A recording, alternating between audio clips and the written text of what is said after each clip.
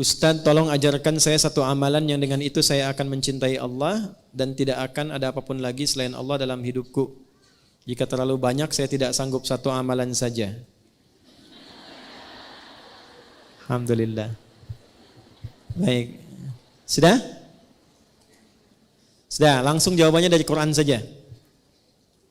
Di Quran surah kedua Al-Baqarah ayat 222. Sudah? Quran surah kedua ayatnya 222. Di ujungnya, innallaha yuhibbut tawwabina wa yuhibbul mutatahhirin. Allah akan sangat mencintai orang-orang yang senang tobat dan senang menjaga diri dari maksiat. Maka kalau Anda tanya amalannya apa? Singkat saja, rajin istighfar. Sudah? Rajin apa? Istighfar dan menghindarkan diri dari maksiat. Itu jawaban Quran langsung supaya mendapatkan cinta Allah.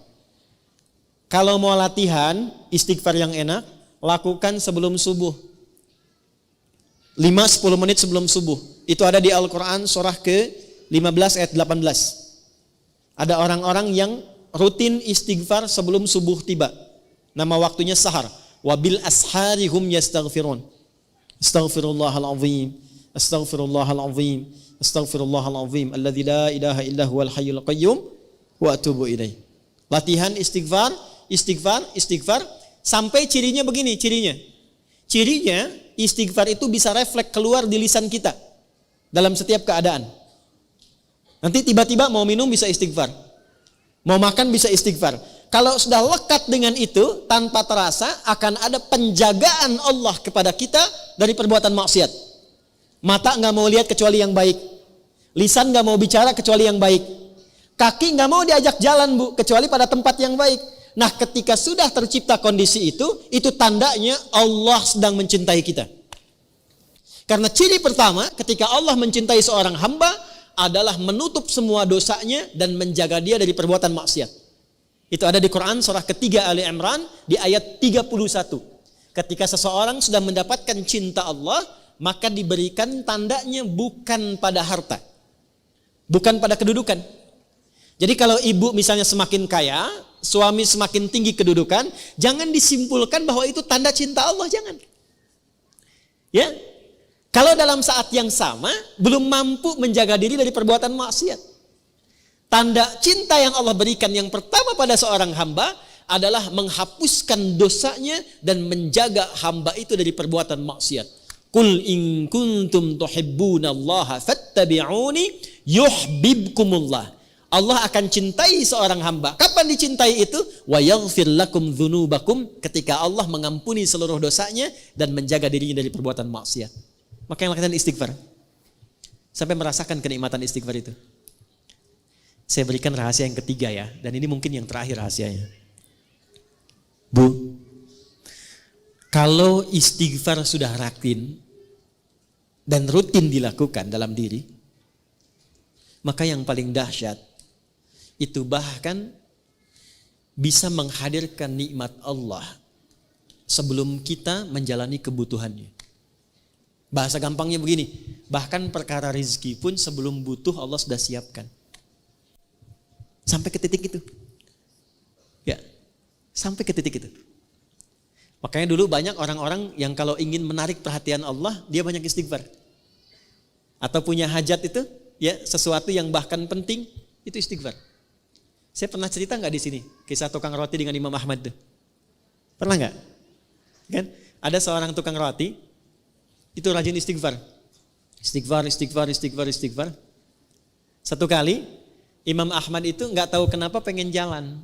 Imam Ahmad bin Hanbal yang hafal 1 juta hadis, jalan, lalu jalan jauh. Singkatnya beliau merasa lelah, istirahat di masjid, istirahat tiduran gitu. Itu oleh marbot masjid diusir supaya keluar dari sini katanya ya. Padahal itu imam besar karena belum tahu ini siapa, imam besar viral, diusir keluar. Istirahatlah di luar masjid, di pelataran.